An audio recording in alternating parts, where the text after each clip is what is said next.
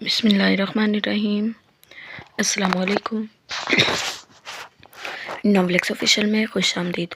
Novel حب انیت آج کا نام واہبہ فاطمہ کی قسط نمبر 3 لے کر آئی ہوں۔ امید کرتی ہوں آپ کو پسند آئے گی۔ ویڈیو شروع کرنے سے پہلے اگر آپ میرے چینل پر نئے ہیں تو کائنڈلی چینل کو سبسکرائب کریں، بیل نوٹیفیکیشن کو آن کر لیں تاکہ ہر آنے والی نئی ویڈیو آپ تک بآسانی پہنچ سکے۔ تو چلتے ہیں ویڈیو کی جانب۔ صبح راہیم کی لیٹ ہی آنکھ کھلی تھی تو وہ اٹھ بیٹھا، ایک نگاہ اپنے پہلو میں ڈالی۔ وہ نازک سی جان بے خبر سو رہی تھی۔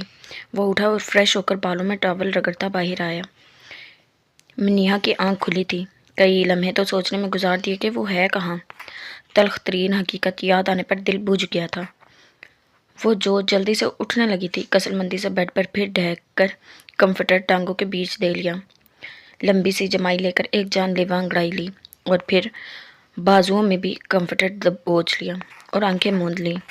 راہیم جو ڈریسنگ پر کھڑا آئینے میں اس کی ساری کاروائیاں ملا قطع فرما رہا تھا، گڑبڑا کر نگاہیں پھیر گیا۔ ادھر منیہا کو اپنی کمر کسی کی نگاہوں کی تپش سے جھلستی سی محسوس ہوئی تو پٹ سے آنکھیں کھول دی۔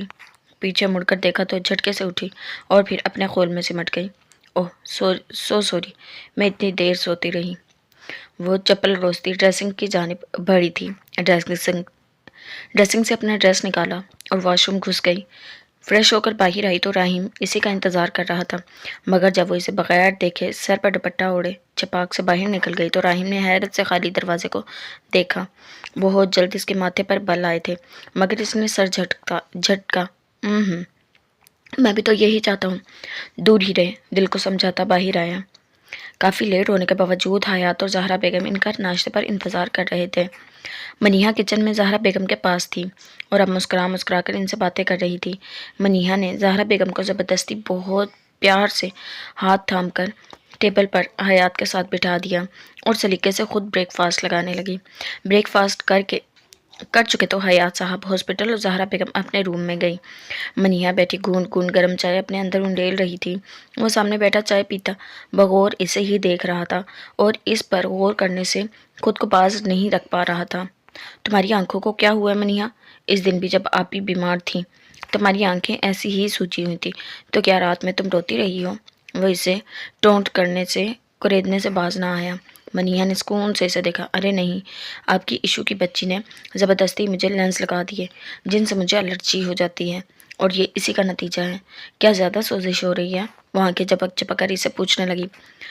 راہیم اس کی جانب دیکھے گیا۔ کیا شے تھی؟ وہ اطمینان سے چائے پی کر اندر جا چکی تھی اور پھر اگلے کئی دن راہیم اپنے ایگزامز میں بزی ہوا تھا اور اس عجیب شے پر مزید سرچ کرنے کا موقع ہی نہیں ملا۔ 6 ماہ ہو چکے تھے۔ شرمندگی اتھاہ گہرائیوں میں ڈوبا مرتضیٰ گھر نہیں لوٹا تھا۔ ویسے بھی لاسٹ ایگزامز تھا تو راہیم اور مرتضیٰ بری طرح اسی میں بزی رہے۔ آج 6 ماہ بعد فرصت نصیب ہوئی تھی۔ رزلٹ بھی آ چکا تھا اور وہ بہترین شاندار کارکردگی سے پاس ہوئے تھے۔ کمپنیز جابز بھی آفر کر رہی تھی، جس میں سے ایک کی آفر ان دونوں نے ہی قبول کی تھی۔ کمپنی گھر اور گاڑی بھی دینے والی تھی۔ وہ اپنی دکان کے اوپر بنے مکانوں میں سے ایک میں رہ رہا تھا۔ دوبارہ ہمت نہیں ہوئی تھی گھر کا رخ کرنے کی۔ کس منہ سے سامنا کرتا ماں کا، اور خاص کر اس کا، جسے بالکل بے قصور اور معصوم ہونے کے باوجود جانے کتنی تکلیف پہنچا چکا تھا۔ پل پل بے چین ہوا تھا۔ خود بھی تو یہ 6 ماہ پل پل اذیت میں گزارے تھے۔ پچھتاوے کا ناگ ہر وقت ڈستا رہتا اور تکلیف پہنچاتا رہتا، اور اسے جیسے تحفظ دینے کے لیے، اس کی جان کی حفاظت کے لیے، اسے عزت و احترام دینے کے لیے مرتضیٰ کو سونپا گیا تھا۔ اس کے نصیب بہتر، اور مرتضیٰ نے کیا کیا تھا؟ اپنی ہی نصف بہتر کے ساتھ، اپنی بیوی، اپنی عزت کے ساتھ یہ چیزیں اسے نہ چین لینے دیتی تھی اور نہ سکون سے اسے سونے دیتی تھی۔ وہ جاگنگ سے واپس آیا، ٹاول سے جسم صاف کرتا پانی پی رہا تھا جب فون رنگ ہوا۔ فون اٹھا کر دیکھا تو اسکرین پر جگمگاتا ناصرہ بیگم کا نمبر دیکھ خوشگوار سی حیرت ہوئی۔ فون دھڑکتے دل کے ساتھ یس کر کے کان سے لگایا۔ السلام علیکم امی، کیسی ہیں آپ؟ سب خیریت تو ہے نا؟ آپ دونوں ٹھیک تو ہے نا؟ وہ بری طرح بے چین ہوا تھا۔ وعلیکم السلام، میں بالکل ٹھیک ہوں۔ تم نے جہاں رہنا ہے رہو، جہاں جانا ہے جاؤ، مگر مہربانی کر کے مناہل کو طلاق بھیج دو، تاکہ میں اس کا کہیں اچھی جگہ دیکھ کر کسی شریف اور خاص کر وہ انسان ہو، اس سے شادی کر دوں۔ مناہل کے ناصرہ بیگم نے عام سے لہجے میں کہا تھا، مگر مرتضیٰ کا دل کیا اپنے کیے ہر عمل پر خود کو ایک موت مار دے۔ ہاں، مگر مناہل کی بات پر اس کے ماتھے پر ڈھیر سارے بل ضرور آئے تھے۔ اب اس زندگی میں، اس دنیا میں 2 ہی تو رشتے تھے اس کے پاس، ایک رشتہ ماں کا اور ماں کے ساتھ ساتھ تو ایسا تھا کہ مرنے کے بعد بھی قیامت کے روز اسے اس کی ماں کے نام سے اٹھایا جانا تھا، اور دوسرے رشتے کو تو وہ اپنی ملکیت، اپنا غرور سمجھنے لگا تھا، اس کی عزت، اس کے وجود کا حصہ۔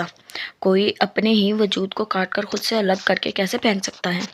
یوں بھی یہ ایک ہی مرتبہ ہو چکا تھا کہ کوئی اس سے اس کی محبت یوں دن دہاڑے چھین کے آنکھوں میں دھول جھونک کر سامنے سے لے گیا تھا۔ اب تو وہ اپنی عزت، اپنی ملکیت کا بال تک نہ دکھائے کسی کو۔ اسے پوری کی پوری کو کسی اور کے لیے چھوڑنا، کسی اور کو سونپنا تو بہت دور کی بات تھی۔ امی، میری بات غور سے سنیں، پہلی اور آخری بار بولوں گا، اس کے بعد مجھے اس ٹاپک پر کوئی بات نہیں کرنی کسی سے۔ مناہل اب میری عزت ہے، میری بیوی ہے، میری قلب مرتضیٰ کی ملکیت ہے وہ۔ اب آپ نے ایسا سوچا بھی کیسے کہ آپ میری بیوی کسی اور کے حوالے کر دیں گی؟ میں ہرگز نہیں چھوڑوں گا اسے، جب میں مر جاؤں اور وہ بیوہ ہو جائے تو کرتی رہنا آپ اپنے سارے شوق پورے، ابھی وہ صرف اور صرف قلب مرتضیٰ کی ملکیت ہے۔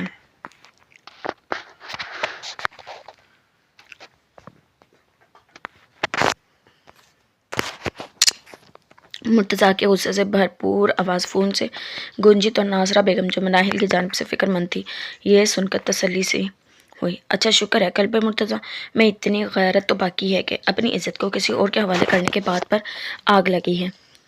اور اس وقت یہ غیرت کہاں جا سوئی تھی میاں، جب اپنی ہی عزت کو بے عزت کر رہے تھے؟ ناصرہ بیگم کا لہجہ چبھتا ہوا سا تھا اپنے اس گناہ کے لیے۔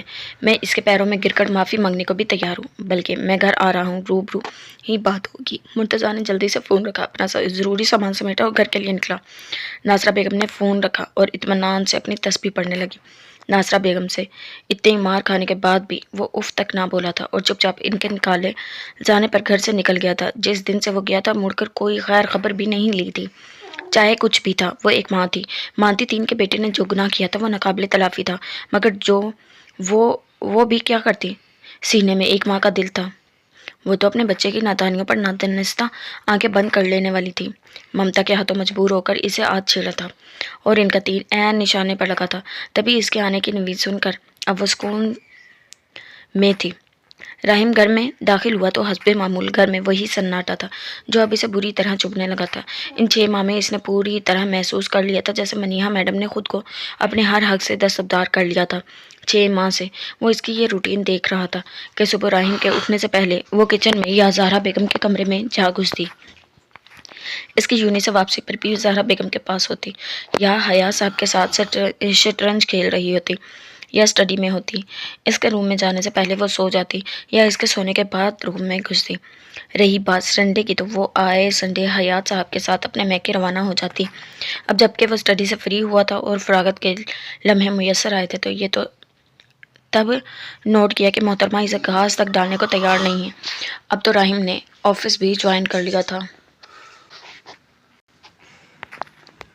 بہت حیرت کی بات تھی کہ شادی کی پہلی رات کو ہی اپنی بیوی، اپنی عزت، اپنے نصف بہتر کو یہ کہنے والا شخص کہ اسے اس میں کسی بھی قسم کی دلچسپی نہیں ہے، اب اس کی ایک نظر اتفاق کے لیے تڑپ رہا تھا۔ منیہا نے اسے اس پہلی رات ہی حیرت میں مبتلا کیا تھا، اب اسے اس کے حال پر چھوڑ دیا تو تھا، تب اسے تکلیف تھی۔ وہ اس کے اس عجیب اور غیر فطری رویے سے پریشان تھا، بری طرح جھنجھلا رہا تھا۔ وہ اسے اچھا خاصا اگنور کر رہی تھی، یہ بات تو بالکل ناقابل برداشت اور ناقابل یقین تھی۔ وہ راہیم ابرک کے لیے ایک معمہ، ایک پہیلی ثابت ہو رہی تھی جسے وہ قریب جا کر سلجھانا چاہتا تھا، اس پزل کو حل کرنا چاہتا تھا، سب سے بڑی بات اس کی توجہ حاصل کرنا چاہتا تھا۔ وہ اس کے بارے میں سوچے، بات کرے، اس کے آگے پیچھے پھرے، آخر شوہر تھا اس کا، وہ اس کے معاملے میں کیوں اتنی لاپرواہ ہو رہی تھی؟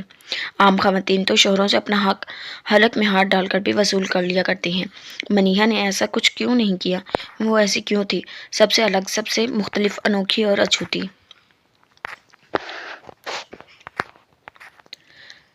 اب بھی راہیم گھنے بالوں میں ہاتھ پھیرتا اس کے روم میں داخل ہوا تو وہ کہیں نہیں تھی۔ اس کے ماتھے پر بے شمار بل آئے۔ وہ پھر رات کے 11 بجے حیات صاحب کے اسٹڈی میں گھسی ہوئی ہوگی۔ اس بات سے لاپرواہ اور بے خبر کہ وہ آفس سے گھر آ چکا ہے، وہ بری طرح جھنجھلا اٹھا تھا۔ آج تو راحم کے قدم خود بخود اسٹڈی روم کی جانب اٹھے تھے۔ پین کی پاکٹس میں ہاتھ ڈالے وہ اسٹڈی کے ڈور تک آیا تھا۔ حسب توقع وہ کاٹ پر نیم دراز کسی ناول میں گھسی ہوئی تھی۔ اسکن اور بلیک امتزاج کی فراک میں نازک سراپا سراہے جانے کے قابل تھا۔ وہ بغور سے اسے دیکھے گیا۔ آخر ایسا کیا جائے کہ اس کی ساری لاپرواہی، ساری بے نیازی ایک طرف دھری کی دھری رہ جائے۔ دل میں تانے بانے بنتے راحم کی نظر اس کے سامنے پڑی، ٹیبل پر شان سے رکھی اس ڈائری پر پڑی جس میں وہ دن رات گھسی رہتی تھی۔ میڈم تمہاری بے توجہی، بے نیازی کی ایسی کی تیسی۔ وہ چپکے سے آگے بڑھا۔ وہ پوری طرح ناول میں منہمک تھی کہ پتہ نہ چلا کب اس کی عزیز جان چیز مخالف قوت کے قبضے میں جا چکی تھی۔ میرے وجود کو باندھا ہے کسی تعویذ دھاگے سے کہ تیرے بن کچھ سنائی کچھ سجائی نہیں دیتا۔ راحم نے بآواز بلند ڈائری کے بیچ سے پڑھا تو منیہا کے چہرے پر ہوائیاں اڑی۔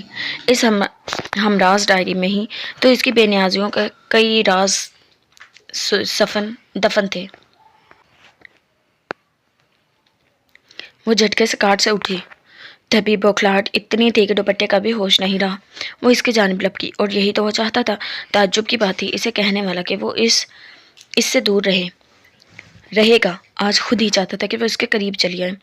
راحم، کتنی بری بات ہے، یہ غیر اخلاقی حرکت ہے کہ کسی کی پرسنل چیزیں بغیر پرمیشن کے لینا۔ واپس دے مجھے، وہ تیکھے لہجے میں کہتی اس کے پاس کھڑی اب ہمک کر ڈائری چھیننے کی کوشش کر رہی تھی جو اس نے دائیں ہاتھ میں تھامی فضا میں بہت اونچائی پر بلند کر رکھی تھی۔ پوئٹری ہی تو ہے، مجھے پسند آئی، پڑھ کر دے دوں گا، وہ لاپرواہی سے بولا۔ دیتے ہیں راحم کہ میں ماموں کو شکایت لگاؤں آپ کی، وہ دانت پیس کر بولی تھی اور بالکل اس کے ساتھ جڑ کر اس کا ہاتھ نیچے کھینچنے کی کوشش کی جو کہ اس سے ہو نہ پا رہا تھا۔ یہ بات ہے تو یہ ڈائری اب مجھ سے لے کر دکھاؤ منی۔ وہ اس کے چھوٹے قد اور نام پر ٹونٹ کرتا، اس کے پہلو میں چٹکی کاٹتا، کہکا لگاتا وہاں سے فرار ہو چکا تھا۔ یوں راحم ادرک کہیں کے، منیہا نے بھی چلا کر ابرک کو ادرک بناتی، دانت کچکا کر اس کے پیچھے لپکی۔ راحم اپنے روم میں آیا تھا اور اب بیڈ کے ارد گرد وہ آگے تھا اور منیہا اس کے پیچھے پیچھے۔ منی نہیں پکڑ سکتی تم مجھے۔ ادرک، مجھے میری ڈائری واپس کرو، وہ جھنجھلائی اور اچانک بیڈ کے اوپر چڑھ کر اس تک پہنچی۔ وہ کہکا لگا کر بھاگا مگر اس کی شرٹ منیہا کے ہاتھ آئی تھی۔ منیہا نے اس کی شرٹ کھینچی، وہ لڑکھڑایا اور پشت کے بل منیہا کے اوپر ہی گرا۔ منیہا بھی اپنا توازن برقرار نہ رکھ پائی اور پشت کے بل بیڈ پر گری۔ اب صورتحال کچھ یوں تھی کہ منیہا بیڈ پر لیٹی تھی اور اس کے اوپر بھاری بھرکم راحم گرا ہانس ہانس کر لوٹ پوٹ ہو رہا تھا۔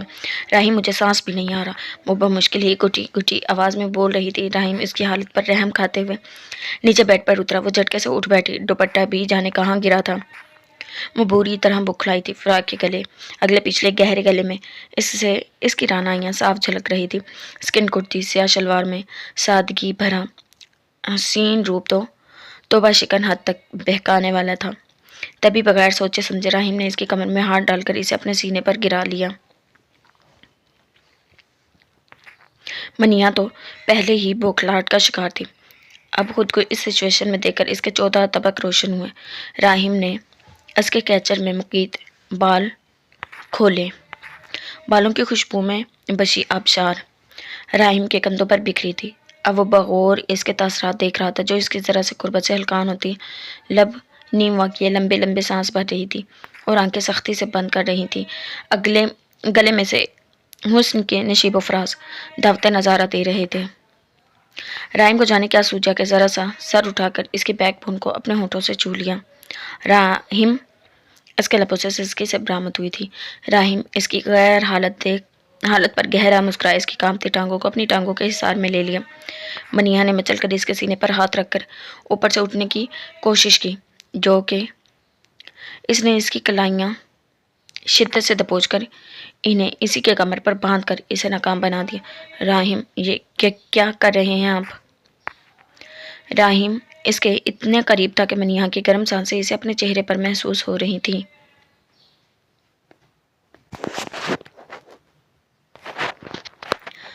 وہ اس کا چہرہ اور لرزتے ہونٹ بغور دیکھ رہا تھا جب اپنے ہی فون کی بیل پر ہوش کی دنیا میں واپس لوٹا۔ راہیم نے جلدی سے منیہا کو نرمی سے خود سے نیچے اتارا تھا۔ آئی ایم سوری، وہ اپنی ڈائری لے لو، وہ کہتا، اشو کا نمبر دیکھتا، اپنے قول میں سمٹتا، فوراً روم سے باہر نکلا تھا۔ اشو سے کافی دیر بات کر کے ڈائننگ ٹیبل تک آیا تو منیہا زہرا بیگم اور حیات صاحب کے ساتھ باتوں میں مصروف تھی۔ راہیم نے بھی آ کر اپنی سیٹ سنبھالی۔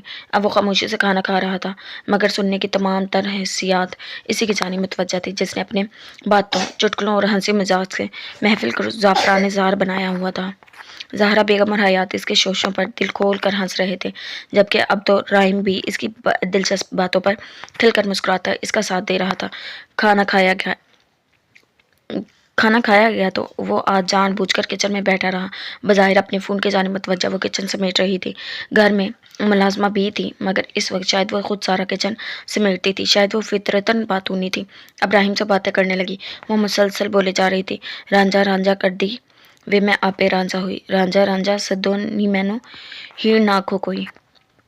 وہ انہماک سے کام کر رہی تھی، گلابی گداز سا نازک وجود۔ راہیم نے اس سے سر تا پیر غور سے دیکھا۔ اب وہ بھی اس سے باتیں کرنے لگا تھا۔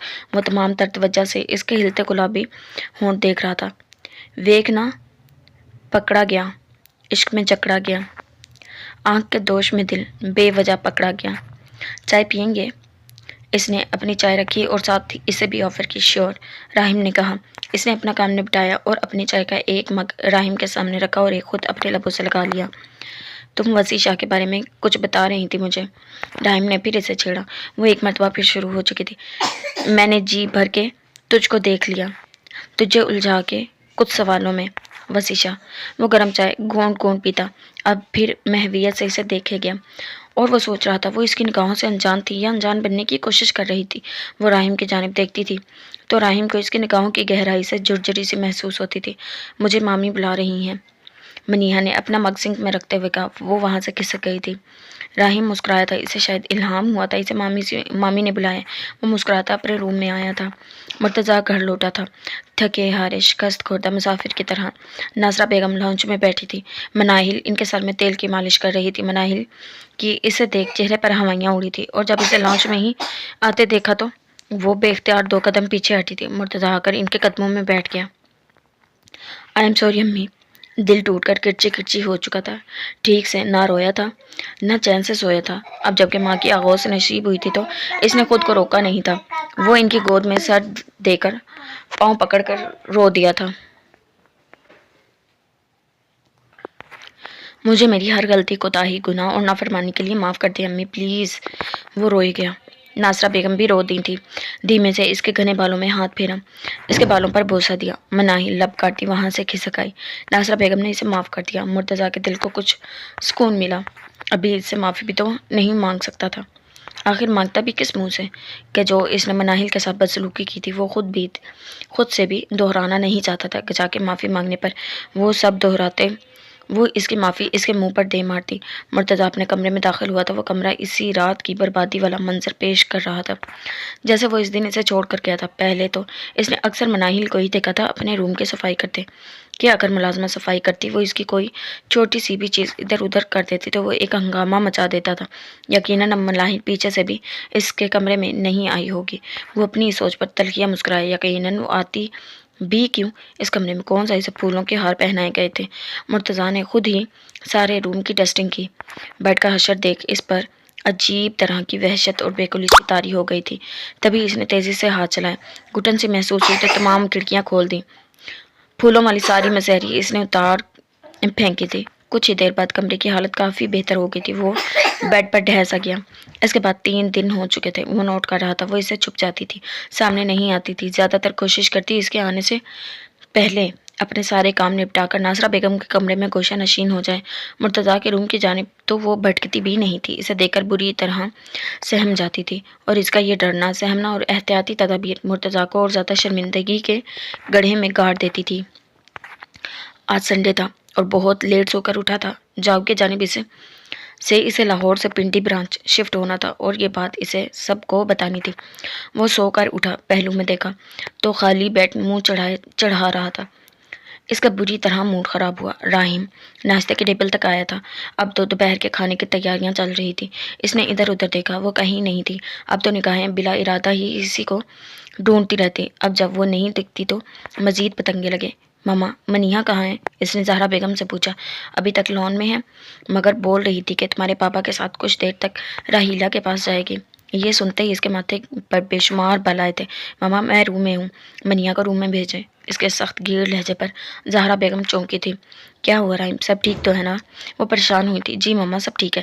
اس کا انداز اب بھی اشتعال انگیز ہی تھا۔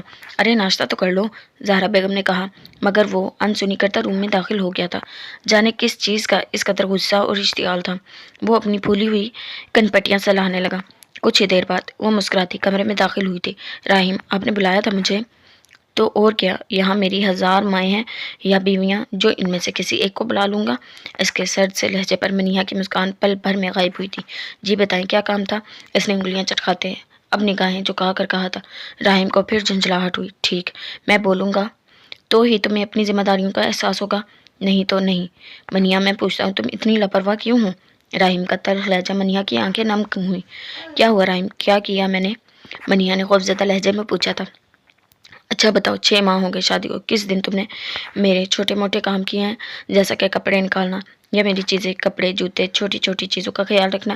اسے ماما اور بابا کو شک نہیں ہوا ہوگا؟ تماشا لگانا چاہتی ہے میرا؟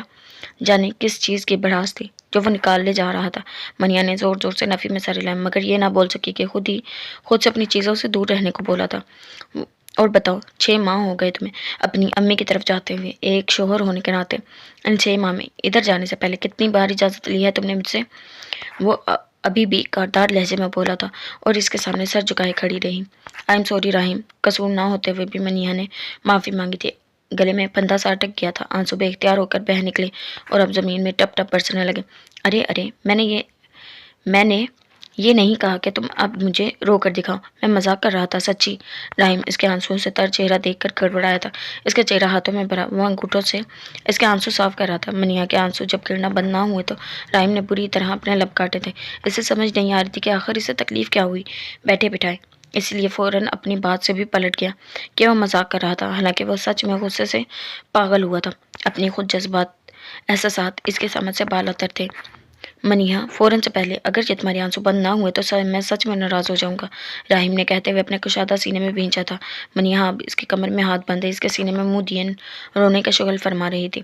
منیہا، اب چپ کرنا ہے کہ نہیں؟ راہیم نے اس کی کمر کی گرفت میں سختی لاتے پوچھا۔ اپنی شرٹ بھگوتے اس کے آنسو اب راہیم کو تکلیف دے رہے تھے۔ بڑی مشکل سے پھر اس نے اسے چپ کروایا۔ کتنا دل چاہ راہیم کا کہ اس کے آنسو اپنے لبوں سے قیمتی موتیوں کی طرح چل لیں۔ وہ ابھی سو سو کرنے میں مصروف تھی جب حیات صاحب دستک دے کر کمرے میں داخل ہوئے۔ منیہا، چلو بیٹے چلتے ہیں، انہوں نے مصروف سے انداز میں کہا۔ ماموں، مجھے ضروری کام ہے، مجھے نہیں جانا، اس نے آہستگی سے کہا۔ حیات صاحب نے چونک کر پہلے اسے پھر اس کی بھیگی آنکھوں اور اینڈ میں راہیم کو بری طرح گھورا۔ بابا، یہ جائے گی کیوں نہیں؟ پر آج میں فری ہوں تو خود اسے ساتھ لے کر جاؤں گا، راہیم نے اطمینان سے کہا۔ منیہا نے حیرت سے اسے دیکھا۔ ٹھیک ہے، لے جاؤ، پر خیال رکھنا بچی کا، انہوں نے اس کی بھیگی آنکھوں کو دیکھ کچھ جتانے والے سے انداز میں کہا تو راہیم نے دانتوں تلے لب دبائے۔ حیات سب جا چکے تھے، وہ سٹل اپنی جگہ پر جمی کڑی شش و بند میں مبتلا تھی۔ جاؤ، جا کر تیار ہو جاؤ، اتنے میں کچن میں جا کر کچھ کھا لوں گا، اور ماما پاپا سے ضروری بات بھی کرنی ہے، تمہیں راستے میں بتاؤں گا، وہ کہتا سکون سے باہر نکلا۔ منیہا نے اسے جاتے دیکھا، پھر خود ہی اپنے باغی خیالات پر سر جھٹکا تھا۔ مرتضی آفس سے تھکا ہارا گھر لوٹا، مگر تبھی کسی کام سے واپس جانا پڑا۔ اب پھر گھر لوٹ آیا تھا۔ اسے کمپنی کی جانب سے گھر اور گاڑی دی گئی تھی۔ اپنی پہلی کامیابی پر وہ بہت خوش تھا اور آتے وقت بیکری ہو کر آیا تھا۔ ناصرہ بیگم تو کیک کھاتی نہیں تھی، مگر وہ بہت شوق سے کھاتی تھی، وہ بھی آلمنڈ کیک، اس لیے مرتضیٰ نے وہی پیک کروایا تھا۔ اب گھر لوٹا تو کافی خاموشی تھی گھر میں۔ اس نے کیک لا کر فریزر میں رکھا، کھانا نکال کر کھایا، جانتا جو تھا وہ بزدل چوہیا اس کے ڈر سے کہیں دبک کر سو گئی ہوگی۔ اور رہی بات ناصرہ بیگم کی تو وہ ماں کو کیا ڈسٹرب کرتا، مگر گھر اور گاڑی ملنے کی تو خوشخبری انہیں سنانی ہی تھی۔ تبھی مرتضیٰ ناصرہ بیگم سے بات کرنے ان کے کمرے میں بغیر دستک کے داخل ہو گیا۔ اگلا منظر نہایت ناقابل فہم تھا۔ وہ اپنی جگہ پر ہی کھڑا پوری جان سے ہل چکا تھا، پہلے جسے کبھی نظر بھر کر دیکھا نہیں تھا۔ اب جب رشتہ بدلا تو دیکھنے کا انداز کیوں نہ بدلتا۔ اس نے بتیرا نگاہوں کو بھٹکنے سے روکا، مگر ایک تو ملکیت کا احساس، دوسرا اسے جینے جیسے مرضی چاہے دیکھنے کے حق کا احساس سر چڑھ کر بول رہا تھا۔ تبھی اب وہ بڑی گہری نگاہوں سے فرصت سے اسے دیکھنے میں مصروف تھا۔ مناہل صوفے پر آڑی ترچھی لیٹی گہری نیند میں تھی۔ نائٹ ڈریس کے طور پر اپنے چوڑے دار پجامے کے اوپر ناصرہ بیگم کا ڈھیلا ڈھالا کرتا پہن رکھا تھا۔ وہ کرتا اتنا ڈھیلا تھا کہ اس میں دو مناہل سما سکتی تھی۔ بازو کوہنیوں کے اوپر تک فولڈ کر رکھے تھے۔ دوپٹہ صوفے کی ٹیک پر جھول رہا تھا۔ خود وہ اس پوزیشن میں لیٹی، لباس بکھرا ہوا بے ترتیب سا، قمیض ڈھیلی اور بڑی ہونے کی وجہ سے گلا بھی کافی گہرا تھا، جس میں سے کندن بدن کے نشیب و فراز نزاکت جھلک جھلک کر اپنے آپ کا دعوت نظارہ دے رہی تھی۔ ایک بازو صوفے سے نیچے جھول رہا تھا اور ایک وہ پیٹ پر رکھے ہوئے تھی۔ سر کافی اونچا تھا، صبح تک تو نازک وجود اور گردن دونوں اکڑ جاتی۔ مرتضیٰ نے ایک گہری سانس بھرا۔ کرنے کیا آیا تھا، اور اب دل و جان اس چھوٹی سی جان میں الجھ کر رہ گئے تھے۔ واش روم سے پانی گرنے کی آواز آ رہی تھی، مطلب ناصرہ بیگم وضو کر رہی تھی۔ وہ دھیمے قدموں سے چلتا اس کے قریب تر چلا آیا۔ تبھی واش روم کا دروازہ کھلا اور ناصرہ بیگم باہر نکلی۔ ایک نظر بیٹے کو دیکھا، جس کی تمام تر توجہ صوفے پر اٹکی ہوئی تھی۔ وہ بمشکل ہی ان کی جانب متوجہ ہوا تھا۔ اپنے ہاتھ اپنی کمر پر باندھے اور پاؤں کے انگوٹھے سے کارپیٹ رب کیا۔ کیا بات ہے مرتضیٰ، کچھ کہنا تھا؟ ناصرہ بیگم نے پوچھا۔ جی امی، مجھے آفس کی جانب سے گھر ملا ہے اور گاڑی بھی، اس نے بتایا۔ پہلی کامیابی مبارک، بہت بہت مبارک ہو۔ ناصرہ بیگم نے مسرور سی ہوئی تھی۔ تھینک یو امی۔ مرتضیٰ نے ان کا ماتھا چوما۔ امی، کیا آپ لوگ ادھر شفٹ ہونا پسند کریں گے؟ مرتضیٰ نے کہتے ایک چور نظر پھر صوفے پر ڈالی۔ نہیں بھائی، ابھی ہمارا کوئی پروگرام نہیں ہے، ویسے جب دل چاہے گا چلے جائیں گے، کوئی مسئلہ نہیں ہے، مگر ابھی ہم ادھر ہی سکون میں ہیں۔ ناصرہ بیگم نے کچھ سوچتے رسان سے سمجھایا تو اس نے اس بات میں سر ہلایا۔ وہ جو عشاء کی نماز ادا کرنے والی تھی، اسے ہنوز ادھر ہی جمے دیکھ اپنی چادر درست کرتی سنجیدگی سے پیچھے مڑ کر دیکھا۔ کیا بات ہے مرتضیٰ، کچھ اور بھی کہنا ہے یا کچھ چاہیے؟ وہ امی، یہ ادھر کیوں سو رہی ہے؟ مطلب کہ کمفرٹیبل نہیں ادھر؟ بے سکون ہی ہے، بیڈ پر کیوں نہیں سو رہی؟ وہ جھجکتے پوچھ بیٹھا۔ عشاء کی نماز ادا کر کے ادھر بیٹھی تسبیح پڑھ رہی تھی، نیند آئی ہوگی تو ادھر ہی سو گئی۔ اب میں تو اٹھا کر بیڈ پر لٹانے سے رہی، جب تک کہ تو خود ہی آ جائے گی بیڈ پر۔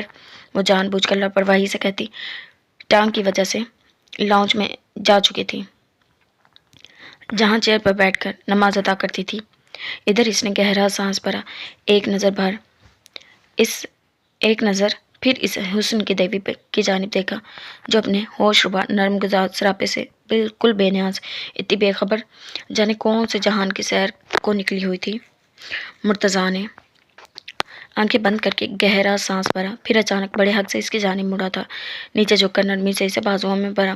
اس نے جو اپنے وجود کو ڈھیلا چھوڑ رکھا تھا، مرتضیٰ کے اسے بازوؤں میں بھرنے پر جھٹکے سے آ کر اس کے کشادہ سینے سے لگی تھی۔ مرتضیٰ کو لگا جیسے کوئی خوشبوؤں میں بسی پھولوں کی ڈال اس کی چھوٹے چٹانی سینے سے ٹکرائی ہے۔ وہ اسے بیڈ تک لے آیا تھا، دل بے ایمان ہونے لگا، جیسے ہمک ہمک کر بول رہا ہو کہ اس کی جگہ اس بیڈ پر تو نہیں ہے۔ مرتضیٰ کے بھٹکتی نگاہیں اب اس کے گلابی نیوا لبوں پہ الجھی ہوئی تھی۔ مرتضیٰ نے اسے بیڈ پر لیٹایا۔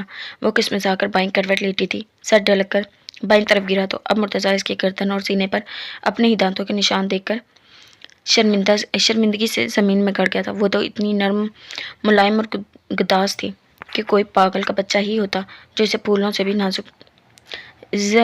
سے بھی سکھ پہنچاتا۔ کہاں وہ اس کے ساتھ اتنی درندگی کر چکا تھا کہ اب خود سے بھی نظر نہیں ملا پا رہا تھا، مگر اب ٹانگیں اسی کمرے میں اور نگاہیں اس کے چہرے پر ہی جم سی گئی تھیں۔ مرتضیٰ نے بہت بے اختیار جھک کر اپنے ہاتھ کے انگوٹھے سے اس کا نچلا لب سہلایا تھا۔ وہ بری طرح کسمسائی تھی، نیند میں بھی شاید یہ لمسے سے پسند نہیں آیا تھا، تبھی کڑوا سا منہ بناتی کروٹ بدل گئی تھی، اور اب وہ جس پوزیشن اور جس کنڈیشن میں تھی اس کی جانب پشت کیے لیٹی تھی۔ مرتضیٰ کا دل اچھل کے حلق میں آیا تھا۔ وہ تیزی سے اس روم سے باہر نکلا تھا۔ ناصرہ بیگم نماز ادا کر کے کمرے میں داخل ہوئی تو اسے بیڈ پر لیٹے دیکھ بے اختیار مسکرائی تھی، مگر ابھی اس گدھے نالائق کی سزا کب ختم ہوئی تھی جو وہ اب اس پر بھروسہ کرتی، وہ اسے مناہل سونپ دیتی۔ مناہل کی صبح ناصرہ بیگم کے پہلو میں آنکھ کھولی تھی، وہ بیٹھی قرآن پاک کی تلاوت کر رہی تھی۔ وہ کافی دیر یوں ہی لیٹی رہی، پھر ذہن میں ایک دھماکہ سا ہوا، وہ تو بیٹھی بیٹھی صوفے پر سو گئی تھی تو یہاں بیڈ پر کیسے آئی؟ اسے اچھی طرح یاد تھا وہ رات کے کسی پیر نہیں اٹھی تھی، پھر اٹھ کر خود بیڈ پر آ کر لیٹ جاتی۔ चोर निगाहों से नासरा बेगम को देखा। फूफो अम्मी आखिर उलझन थी तो सुलझाने के लिए इन्हें पुकार ही लिया। जी। नासरा बेगम ने इसे देखा और नीचे मुंह करके मुस्कुराई। वो मैं बेड पर कैसे आई? उंगलियां चटखाते पूछ ही लिया। मुर्तज़ा आया था, मैं तो ईशा पढ़ने चली गई थी। जब वापस कमरे में आई तो तुम सोफे से बेड पर थी। इन्होंने मुबहिम अल्फाज में इसे बताया, मगर ये सुनकर इस पर गशी तारी होते होते बची थी। खौफ से खुद में सिमट गई। जबकि नासरा बेगम की गोद में ही मुँह दे लिया, वो गहरा सा मुस्कुरा थी। ये अगले दिन की बात थी, जब मुर्तज़ा अपने रूम में था। लेट सोकर उठा था। संडे का दिन था और इसे शायद चाय की तलब हो रही थी। अम्मी, मेरे लिए एक कप चाय तो भिजवा दें प्लीज़। इसने दरवाजे में खड़े होकर हाँक लगाई। ऑर्डर देने लगा शायद, मगर कुछ ही देर बाद नासरा बेगम आहिस्तगी से चलती इसके रूम तक आई थी। चाय लेकर वो झुंझलाया, अरे अम्मी। आप क्यों आई चाय लेकर? मुझे आवाज़ दे देती, मैं खुद कप लेने आ जाता किचन में। इसने इन्हें सहारा देकर कप थामा और एक गुस्सैली नज़र किचन में डाली, जिसकी खिड़की में से इसे मनाहिल की पीठ नज़र आ रही थी। कोई बात नहीं, तुम पियो चाय, मैं अपने कमरे में जा रही हूँ, आराम करूँगी। ओके, जाएं आप, मुर्तज़ा ने कहा। नासरा बेगम अपने कमरे में चली गई। वो ना चाहते हुए भी इनकी हरकतों से इनकी तमाम तवज्जो अपनी जानिब मबजूल करवा ही रही थी। चाय पीकर इसने बेजारी से शूज़ पहने और कप किचन में रखने आया। इसे किचन की जानिब आता देख मनाहिल किचन से निकलकर फ़ौरन नासरा बेगम के रूम में भाग गई। बुज़दिल चुइया, वो बड़बड़ाता घर से ही बाहर निकल गया। मुर्तज़ा सरे शाम घर आ चुका था और आकर सो गया। रात का खाना भी नहीं खाया। रात के 12:15 बजे आँख खुली तो पेट में एक चूहिया कूदने लगी। वो अपनी सोच पर ही मुस्कुराते कमरे से बाहर निकलकर किचन की जानिब गया। किचन से आती खटर पटर की आवाज़ पर मुर्तज़ा इस तरफ चला आया। ये आधी रात को किचन में कौन है? वो बड़बड़ाता किचन तक आया। डोर में खड़े होकर देखा, सामने ही वो ग्रीन घुटनों तक कुर्ती, नीचे घेरदार शलवार में फ्रीज़र के पास खड़ी पानी पी रही थी। मनाहिल ने पानी पीते आहट पर पीछे मुड़कर देखा तो चेहरा खौफ की इंतहा से लट्ठे की तरह सफ़ेद पड़ गया। मनाहिल के हाथ से गिलास छनाके की आवाज़ के साथ फर्श पर गिरकर टूट गया। इसका पूरा वजूद थर थर कांपने लगा। मुर्तज़ा इसके साथ जितनी हैवानियत और दरिंदगी कर चुका था, अब खुद से इसे इतना डरता देख इसके तासरात नोट कर अब इसका दिल किया चुल्लू भर पानी में डूब मरे। मनाहिल ने अपने वजूद फ्रिज की ओट में छुपा लिया था। ओफ, लंबू ड्रैकुला ये कहाँ से टपक पड़ा? कैसे जान बचाऊं अपनी? मनाहिल ने दिल में आयतल कुर्सी पड़ी और मुर्तज़ा के ऊपर जैसे घड़ों पानी पड़ा था। वो 2 कदम आगे आया। मनाहिल, मेरी बात, इसके अल्फाज मुंह में ही थे जब वो बुरी तरह उछलकर किचन कैबिनेट से लगी। बटन तेज़ आवाज़ से आपस में बजे थे। कल्ब मुर्तज़ा इसे यूं देख गहरा मुस्कुराया। ये दिल भी बड़ा कुत्ता कमीना था जो अभी से परेशान करके मज़ा ले रहा था। वो शरारत में जानबूझकर एक कदम आगे आया। मनाहिल, बुज़दिल चूहिया, बात तो सुनो यार। वो जितनी तेज़ी से आगे आया था, मनाहिल इतनी तेज़ी से इसके पहलू से निकलकर तीर की तरह अंदर अपने और नासरा बेगम के मुश्तरका कमरे की जानिब भाग कर गायब हो गई। वो अब फिर मुस्कुराता है इसके पीछे रूम तक आया था, मगर वो अंदर से दरवाज़ा अच्छे से लॉक करके नासरा बेगम के पहलू में जादू की अभी भी थर थर काँप रही थी। और ये मंजर इसने खिड़की से देखा था। इसकी पतली हुई हालत देख फिर हंसी आई।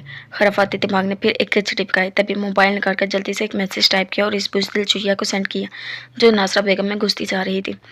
जैसे मुर्तज़ा कोई इंसान नहीं, वो बिल्ली हो जो चूजे को मुर्गी के पैरों में से छीन कर ले जाती है। हद है। मैसेज टोन पर वो चौंकी थी। डरते डरते तकिए से फ़ोन निकाला और मैसेज ओपन किया। लाहौर से 50-50 मील दूर तक जब कोई चूहिया नहीं सोती है तो इसकी फूफो इसे कहती हैं, सो जाओ बुज़दिल चुहिया, नहीं तो मुर्तज़ा आ जाएगा। मनाहिल के हाथ से फ़ोन छूटकर इसके मुंह पर ही जा बचा था। वो उछली। नासरा बेगम मिली तो वो फिर से मोबाइल किसी अछूत की तरह एक तरफ फेंकते ही इनमें दबक गई। वायरस के कहके का फुआरा छूटा था जो इसने मुश्किल अपने मुंह पर हाथ रखकर कंट्रोल किया था और अपने कमरे में चला आया। मनाहिल ने नासरा बेगम के वजूद में खुद को छुपाया था। किस पल सुकून करार नहीं आया था। वो इससे बुरी तरह बदजन और बदगुमान हो चुकी थी। इसकी आंखें बार बार नम हो रही थी। वो बस इसे तकलीफ ही पहुंचा सकता था, इसे परेशान करके खुश महसूस करता था, और ये बात मनाहिल को चैन नहीं लेने दे रही थी। ऐ काश वो इतना बेहिस, इतना जालिम ना होता। इसे पूरा यकीन हो चुका था कि वो जिसे अपना दिल दे बैठी थी एक अच्छा इंसान हरगिज़ नहीं था। ये दिन इसने किस कदर अजियत में गुजारे थे ये वो ही जानती थी। कितनी देर सोने की कोशिश करने के बावजूद वो अपनी दहशत से भग से इसकी नींद उड़ा चुका था और अब रात के 2:30 बज चुके थे। इसे करवट पर करवट बदलते अब तो रो रो कर आंखें भी खुश्क हो गई थी। दूर कहीं से तहज्जुद की अज़ानें सुनाई दी तो वो उठ बैठी। सुकून की तलाश थी تو یقیناً سکون تو ذکر الہی میں ہی تھا۔ وہ اٹھی اور جا کر وضو کر کے آئی جانتی تھی اس وقت تک وہ جاگ ہی نہیں سکتا تھا۔ تبھی بے دھڑک لاؤنج میں آ کر سکون سے تہجد کے نوافل ادا کرنے لگی۔ وہ ناصرہ بیگم کے روم سے سیدھے اپنے روم میں آیا تھا۔ اپنا نائٹ ڈریس لے کر فوراً واش روم گھسا اور ٹھنڈے ٹھاٹ شاور کے نیچے کھڑا، کافی دیر کھڑا، خود کو پرسکون اور ٹھنڈا کرنے لگا۔ ٹاول سے پاؤڈر کرتا باہر آیا۔ دھیان کے پردے پر مسلسل ایک تشبیہ ابھر کر مخدوم ہو رہی تھی۔ ابھی بھی جو منظر دیکھ کر آیا تھا اس میں طبیعت کافی بوجھل کرتی تھی۔ وہ مکمل طور پر اس کی ملکیت ہوتے ہوئے، جسم و جان سے صرف اور صرف اس کے ہوتے ہوئے بھی اس کی دسترس میں نہیں تھی۔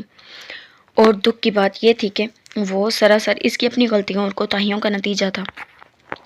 گیلے بالوں میں ہاتھ پھیرتا بیڈ پر لیٹا تھا اور پھر کافی دیر کروٹیں بدل بدل کر بھی نیند آنکھوں سے کوسوں دور تھی۔ جوان دل کی دھڑکنیں پورے جسم میں ارتعاش سا پیدا کر کے سلگتے تن من کو جیسے کسی آگ کی بھٹی میں جھونک رہی تھی۔ خود کو سنبھالتا ننگی تلوار پر چلنے کے مترادف تھا۔ اس جسم و جان کی طلب اور جوانی کے مزور جذبوں کے تقاضے تھے جو کسی کروٹ کسی لہجہ چین نہیں لینے دے رہے تھے۔ تبھی وہ اٹھ بیٹھا، سائڈ ٹیبل سے سگریٹ کا پیکٹ نکال کر ایک سگریٹ لبوں میں دبائی۔ یہ شغل بھی وہ ان 6 ماہ میں ناصرہ بیگم سے چھپ کر فرمانے لگا تھا۔ وہ اٹھا اور اپنی کھڑکی کے پاس کھڑے ہو کر اسموکنگ کرنے لگا۔ سکون تو تب بھی نہیں آیا اور پھر وہ جاگتا رہا۔ رات کے 2:30 بج چکے تھے مگر جذبوں کی طغیانی میں کمی کے بجائے لمحہ بلمحہ اضافہ ہی ہوتا جا رہا تھا۔ دم سا گھٹنے لگا تو پہلے شرٹ اتار پھینکی، اب وہ صرف بنیان اور ٹراؤزر میں تھا۔ اس کے بعد بھی سکون نہ آیا تو صحن میں نکل آیا۔ پوری ڈبی سگریٹ کی پھونکنے پر بھی سکون نہ آیا تھا۔ وہ ابھی کے ابھی اسے دیکھنا چاہتا تھا، چھونا چاہتا تھا، محسوس کرنا چاہتا تھا، مزور جذبات سے اسے آگاہ کرنا چاہتا تھا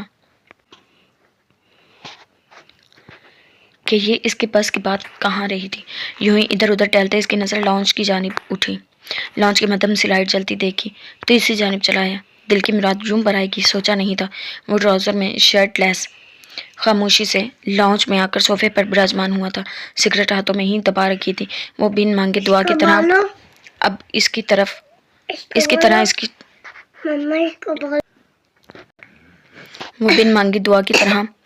اس کی ٹھیک سامنے تھی۔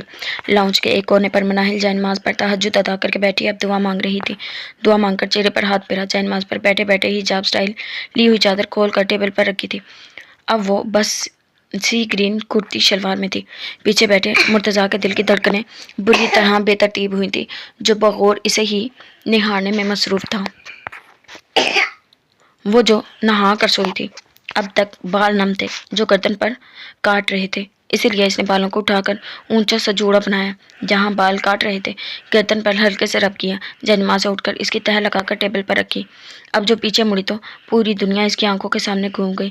چہرہ لٹے کی طرح سفید پڑا، سامنے ہی لمبو ڈریکولا عجیب سی نگاہوں سے اسے گھورتا صوفے پر براجمان تھا۔ بوکھلاہٹ میں چادر اٹھائے بغیر ہی وہ باہر کی جانب بری تیزی سے لپکی تھی۔ اس ڈریکولا سے تو بس ناصرہ بیگم کے وجود سے ہی پناہ مل سکتی تھی، مگر بجلی کی سی تیزی سے مرتضیٰ نے پیچھے سے ایک بازو اس کی کمر میں حمائل کر کے اسے اپنی شدت بھری گرفت میں لے لیا تھا۔ ایک ہاتھ اس کے ہونٹوں پر سختی سے جمایا تھا۔ وہ اسے یوں گود میں لیے اب صوفے پر بیٹھ چکا تھا۔ وہ جانتا تھا وہ چلا چلا کر پورا گھر سر پر اٹھا لے گی۔ ہوا بھی یہی۔ وہ گھٹی گھٹی آوازیں نکالتی چلانے کی کوشش کرنے لگی۔ مناہل اس کی گرفت میں پینک ہوتی ہاتھ پیر چلا کر کسی زخمی پرندے کی طرح پڑپڑا رہی تھی۔ مرتضیٰ نے اس کے کان کے قریب سرگوشی کی۔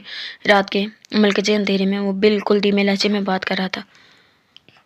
منو اسٹاپ اٹ، کام ڈاؤن۔ کچھ نہیں کہا میں نے، کچھ نہیں کہوں گا، بالکل بھی ہرٹ نہیں کروں گا۔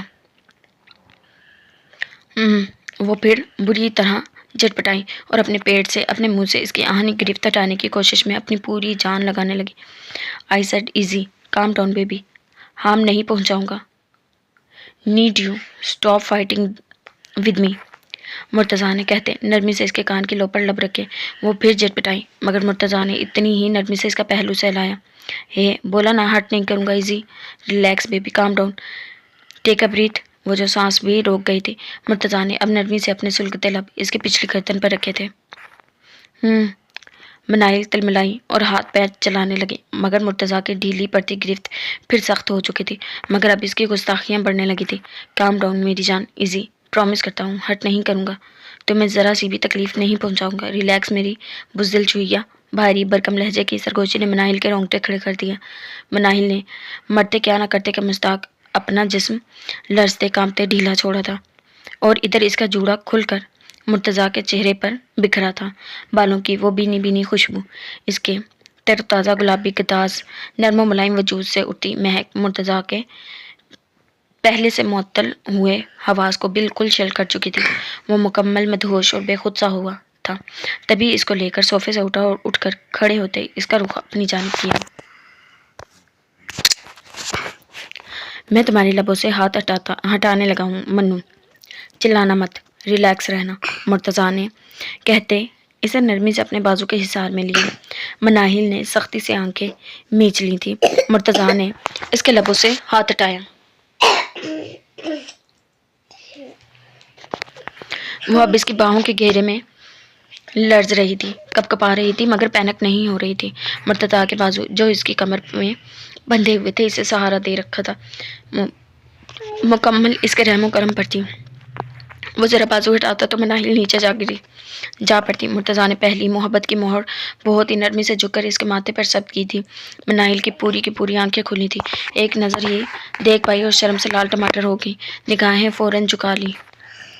اب ہوش ٹھکانے لگے تو معلوم ہوا کہ وہ شرٹ لیس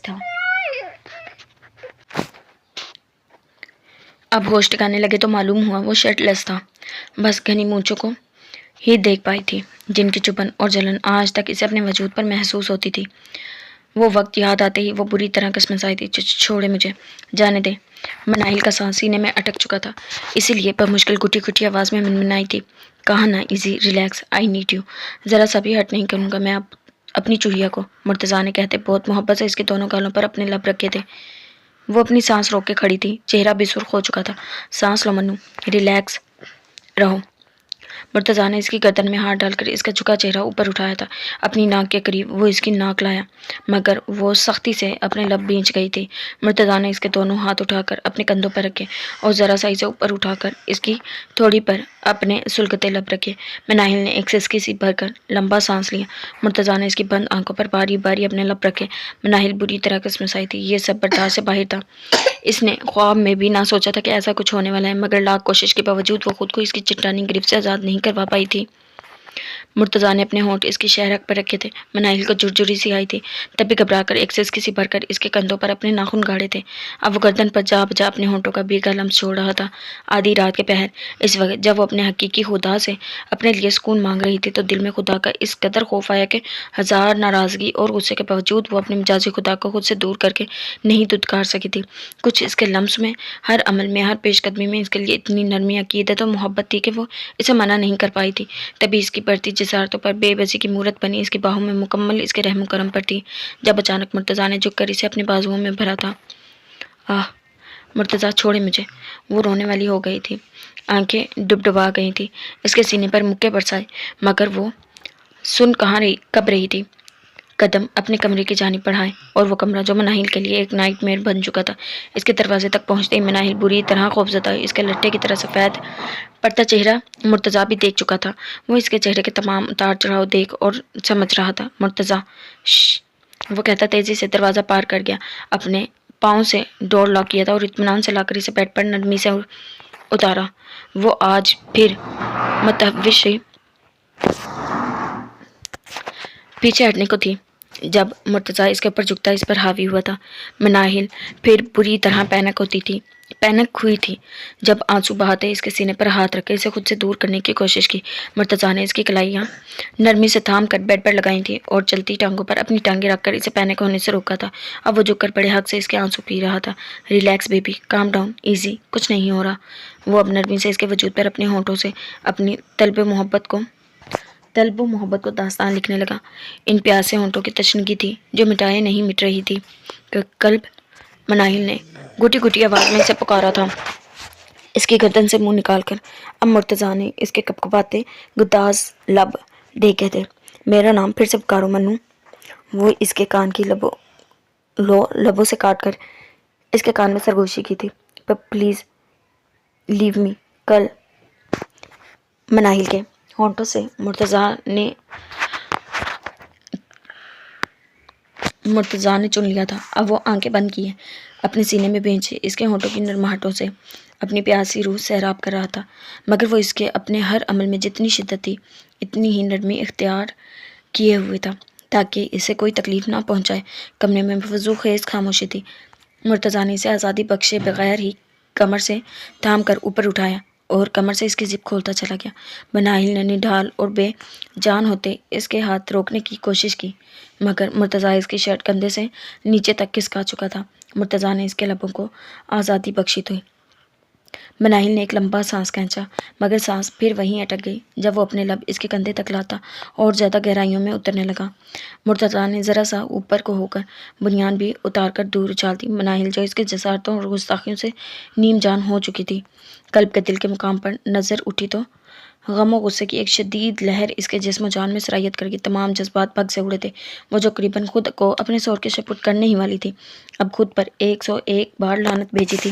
مرتضیٰ اس پر جھکنے لگا تھا جب مناہل نے پورا زور لگا کر اسے دور دھکیلا تھا۔ خود تیزی سے اٹھ کر بیٹھی، اپنے سینے پر دونوں بازو کراس بنا کر رکھتی، تیزی سے پیچھے سر کی اور کندھوں سے اپنا لباس درست کیا۔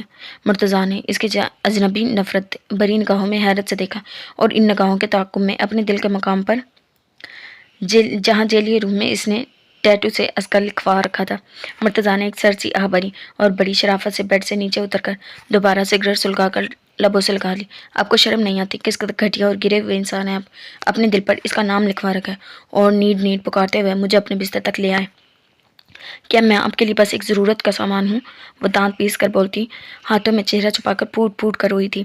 ظاہری سی بات تھی، وہ پوری دنیا میں ایک تم ہی ہو جو میری یہ ضرورت پوری کر سکتی ہو۔ نہیں تو اگر کوئی اور بھی ہے تو اس کا نام پتہ بتا دو، اس کے پاس چلا جاتا ہوں۔ وہ بھی کہاں لگی لپٹی رکھنے والا تھا، سکون سے اس سے پوچھ ڈالا۔ وہ سچ ہی تو کہہ رہا تھا، قدرت نے نظام بھی تو خوب رکھا تھا کہ شوہر کے سکون کی دولت صرف اور صرف اس کی بیوی میں ہی رکھ چھوڑی تھی۔ مرتضیٰ کے لال انگارہ خمار آلود نگاہوں میں اب چاہتوں کے سرخ ڈورے تھے۔ یہ ازکا کے ساتھ محبت کی بجائے وقتی اٹریکشن تھی، یا مناہل کے ساتھ وقتی چڑ کے نکاح کے 2 بول سے ہی اس کے دل کی دنیا کایا پلٹ ہو چکی تھی۔ تبھی تو اپنے دل کی پوری رضامندی سے اس نے اس کی جانب اپنے قدم بڑھائے تھے، مگر ابھی اگر بولتا تو سب بے معنی ہوتا، کیونکہ اس کے قول و فعل میں تضاد تھا۔ وہ اس طرح اس کے دل کے مقام پر لکھا ہوا یہ نام، جس پر دوبارہ اس نے توجہ نہ دی تھی، اس سے صاف منہ چڑھا رہا تھا۔ سگریٹ لبوں میں دبائے کھڑکی تک آیا تھا۔ پیچھے وہ بیڈ سے نیچے اترنے لگی تھی۔ جب مناہل قریب نہیں آنا، مت آؤ، تمہاری مرضی، مگر آج اگر ابھی اس بیڈ سے تم نے ایک قدم بھی نیچے اتارا تو میں قسم خدا کی اسی وقت تمہارے سامنے اپنی جان لے لوں گا۔ مرتضیٰ کی سر سے وہ راہٹ پر مناہل نے نیچے اترتے اپنے قدم تیزی سے واپس کھینچے تھے کہ اس پاگل کبتی وحشی سے کچھ بعید بھی تو نہیں تھا۔ آپ کو پتہ ہے آپ کتنے گھٹیا اور برے انسان ہیں؟ وہ پھر چلملا کر بولی تھی، گھٹنوں میں منہ دے لیا، مگر اپنے دل کی بڑھاس نکالنے سے باز نہیں آئی تھی۔ جانتا ہوں، کچھ نیا بتاؤں، ادھر بھی سکون ہی تھا۔ آئی ہیٹ یو، وہ غرائی۔ مرتضیٰ گہرا مسکرایا، no you don't baby, you still love me a lot. نہیں تو میری جان لینے کی دھمکی کی پرواہ نہ کرتے ہوئے یہاں سے چلی جاتی۔ مرتضیٰ نے کہا تو مناہل نے جھٹکے سے سر اٹھا کر اپنے لب کاٹتے اسے اشتعال سے گھورا تھا۔ مجھے صرف پھوپھو امی کی پرواہ ہے، وہ دو بدو جواب دے رہی تھی۔ یہ ہونٹ کاٹنا بند کرو، یہ حرکت صرف مجھے سوٹ کرتی ہے، مرتضیٰ نے سکون سے کہا۔ پتہ نہیں وہ اس کو جان بوجھ کر زج کر رہا تھا یا اس کی برداشت آزما رہا تھا۔ آپ کو مجھے رلا کر تکلیف پہنچا کر آخر کیا خوشی ملتی ہے؟ وہ کہتی پھر بے بس ہوئی تھی، گھٹنوں میں منہ گرائے رو رہی تھی۔ مرتضیٰ چونکا تھا۔ نہیں، آج وہ یہاں غلط تھی کہ آج اس کے یہ آنسو تڑپنا مرتضیٰ کو بہت تکلیف پہنچا رہے تھے۔ اس نے اپنی جسم و جان کی طرح سلگتی وہ سگریٹ بجھائی، ایک لمبی سی سانس کھینچی۔ اگر تکلیف پہنچانی ہوتی یا رلانا ہوتا تو پیچھے نہیں ہٹتا منو بیبی، اب تک تو بہت کچھ ہو چکا ہوتا۔ مناہل نے اپنے جبڑے بھینچتے، اللہ جانے پیدا ہو کر کیا کھایا تھا اس بندے نے جو اتنا بے باک تھا کہ مناہل کی ہتھیلیاں پسینے سے بھیگ جاتی تھی۔ وہ دھیمے قدموں سے چلتا اس کے سر پر پہنچا تھا، کمفرٹر کھولا اور اسے بازوؤں سے تھام کر تکیے پر لٹا دیا۔ وہ جھلملائی، کیا کر رہے ہیں؟ چھوڑیں مجھے۔ وہ اپنا بازو چھڑوانے کی کوشش میں ہلکان ہوئی تھی، نہیں چاہتی کہ اپنے شوہر کی ضرورت پوری کرنے کے چکر میں تم کسی بھی قابل نہ رہو تو چپ چاپ ہو جاؤ، بزدل چڑیا۔ مرتضیٰ نے اس کا جبڑا ہاتھوں میں دبوچا تھا۔ میرا نام مناہل ہے، وہ چڑ گئی تھی، فجر ہونے والی ہے، مجھے باہر جا کر نماز پڑھنی ہے۔ مناہل نے اس عقوبت کھانے سے بھاگنے کو بہانہ گڑا اور نگاہیں چورا کر بولی، بھلا وہ اس بے حس کے پہلو میں کس خوشی سے میں سوتی؟ ابھی کافی وقت ہے منو، آخر مرتبہ بول رہا ہوں سو جاؤ، اب اگر دل و دماغ گم گئے تو آئی سویر بچ نہیں پاؤ گی۔ وہ اس کی چن پر لب رکھتا ہے سرگوشی میں بولا تھا۔ مناہل کو اس کی سانسوں کی سگریٹ ملی مہک اپنے سینے میں اترتی محسوس ہوئی تھی۔ مناہل نے اس آدم خور کو خود سے پیچھے دھکیلا اور کمفرٹر میں منہ دے لیا۔ مرتضیٰ اسے دیکھتا صوفے تک آیا تھا، جانے کیوں، مگر اب وہ سکون میں تھا۔ بزدل چویا بڑبڑاتا آنکھیں موند گیا۔ جی تو جناب یہ تھی ہماری آج کی ایپیسوڈ، امید کرتی ہوں آپ کو پسند آئی ہوگی ویڈیو۔ جو ہماری ویڈیو ہے اس کو لائک کیا کریں، سبسکرائب کریں چینل کو، اور بیل نوٹیفیکیشن کو بھی آن کر لیں تاکہ ہر ناول کی نئی نوٹیفیکیشن آپ تک بآسانی پہنچ سکے۔ تو ملتے ہیں نیکسٹ ایپیسوڈ کے ساتھ۔ اللہ حافظ۔